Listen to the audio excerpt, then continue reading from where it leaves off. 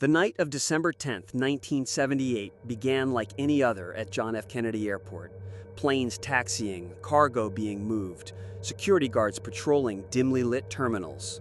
But in the shadows, a storm was brewing. Jimmy Burke, a seasoned mobster with a reputation for meticulous planning and ruthless efficiency, surveyed the scene. He wasn't a man given to impulse. Every move he made had been calculated, every risk weighed. Around him, his crew, a mix of loyal associates, ex-con men, and insiders, waited for instructions. They knew the stakes. Success would mean millions in cash and jewelry. Failure would mean prison, death, or both. For months, Burke and his team had observed the airport. They knew the routines of the guards, the timing of shipments, the security loopholes. They studied the Lufthansa cargo terminal like generals studying a battlefield. Every camera angle, every lock, every guard shift was accounted for. Nothing was left to chance. Inside, a dimly lit apartment in Queens, blueprints of the terminal were spread across the table. Names of men, flight schedules, and cargo manifests were written in precise detail. Burke's voice was calm but commanding. "We move at midnight, in and out, nobody sees nothing." Each crew member had a role. Some would disable alarms, others would corral guards, while the inside men would provide critical access codes.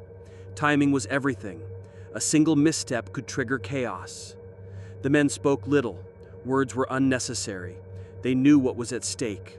They practiced, rehearsed, and visualized each step until the plan became second nature. Paranoia simmered beneath the surface. The mob didn't tolerate mistakes. Burke knew that even within his own crew, loyalty was fragile. Any hint of betrayal would be met with swift, lethal consequence. And yet, he relied on them, because no man could pull this off alone. As midnight approached, the crew gathered their tools: handcuffs, masks, crowbars, weapons. Their hearts pounded with a mix of fear and adrenaline. Outside, the cold winter air wrapped around JFK Airport, but inside the crew, a different chill ran deeper. The thrill of the heist, the gamble of life and death. Every second counted, every sound mattered. The night would demand precision, nerve, and ruthlessness. Failure was not an option. Success would make them legends or target them for the wrath of the mob. And in the shadows of the cargo terminal, the Lufthansa heist was about to begin. Midnight had fallen over JFK Airport. The cargo terminal was quiet, the hum of distant planes punctuating the stillness. Every guard was in position, every camera rotating, unaware that a team of men was about to slip through the shadows. Jimmy Burke's crew moved like ghosts. Masks concealed faces, gloves covered hands. Every movement had been rehearsed. The plan, perfected over months, now came alive. Inside the terminal, the team encountered their first obstacle: a locked door. Burke's men bypassed it with practiced precision. Alarms were disabled, circuits cut, and within minutes the path to the Lufthansa vault was clear. The tension was palpable. Every sound, a creak of metal, the whisper of a footstep could spell disaster. The crew corralled the night shift guards. Handcuffs clicked, orders were shouted softly but firmly. One wrong move, one scream, and the operation would collapse. Yet Burke's men had rehearsed every scenario. The guards were immobilized, restrained, powerless witnesses to the unfolding robbery. Then came the cargo. Crates stacked high, each marked with codes and manifests. Inside, millions in cash, bonds, and jewelry, all destined for transport overseas.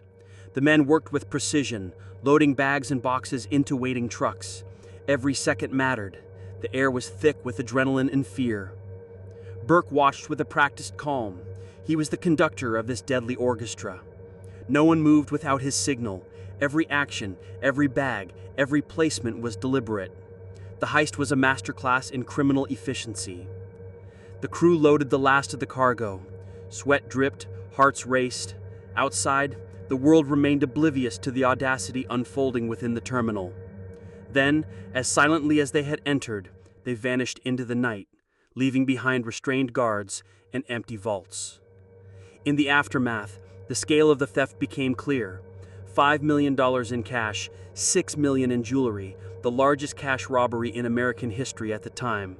Success was absolute. Fear and euphoria collided. Did pulled off the impossible.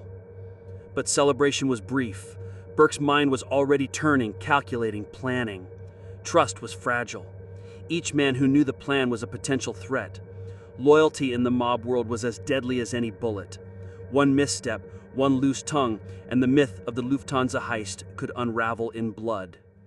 The night ended in silence, but in the shadows, paranoia had begun to root. But perfect crime had been executed. But the consequences, murders, betrayal, and eventual investigation, were already looming.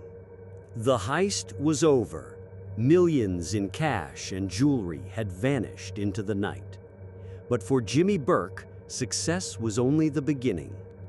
In the world of organized crime, trust is rare, and after a heist of this magnitude, paranoia is inevitable. Burke knew that every man who participated, every insider who had knowledge, was a potential threat. Someone might talk, someone might betray him, and in the Mafia, betrayal is met with one response: death. Over the next months, bodies began to pile up. Crew members and associates disappeared one by one. Some were found shot, their bodies left in abandoned lots. Others vanished entirely, presumed killed quietly to prevent them from talking.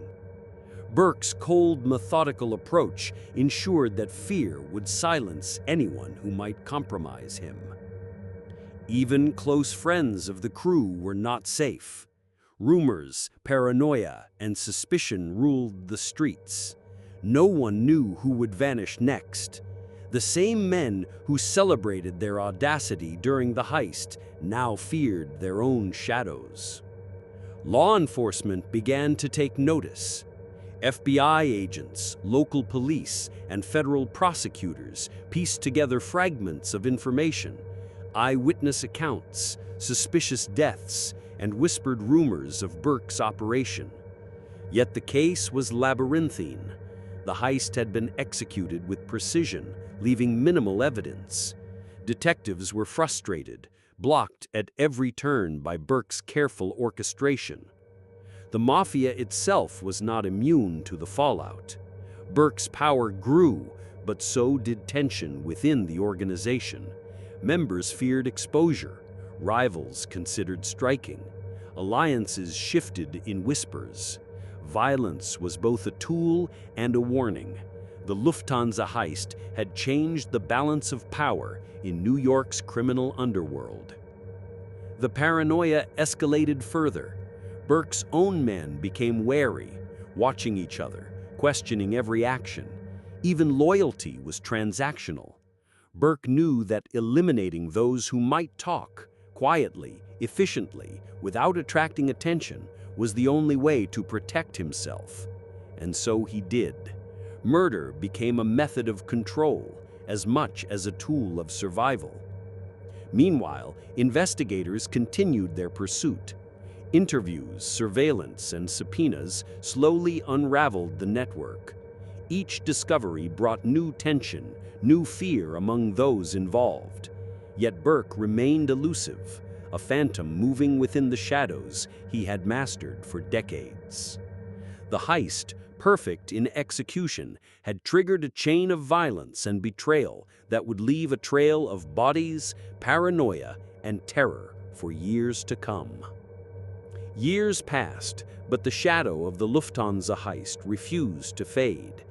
Jimmy Burke, the mastermind, had secured his place in criminal legend, yet even he could not escape the consequences of his audacity. Paranoia had hollowed his world.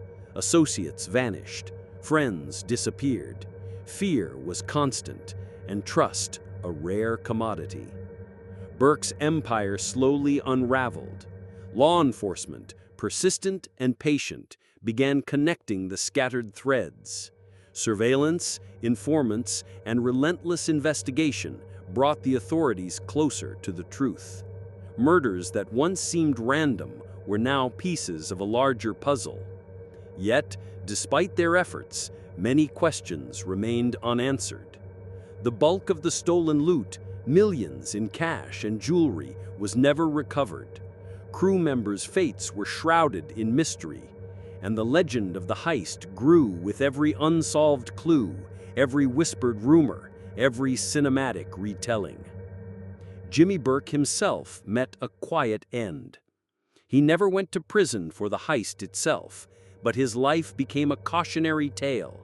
A man who had achieved the perfect crime, yet could not escape the paranoia, betrayal, and violence it unleashed. Associates were killed to protect secrets, and the rest scattered, leaving only fragments of the story behind. The Lufthansa heist's legacy lives on in more than just headlines. It became the blueprint for daring heists, the cautionary tale of greed, and a symbol of the deadly stakes of organized crime. Films, documentaries, and books immortalized the events, the meticulous planning, the audacity, the terror, and the unanswered questions.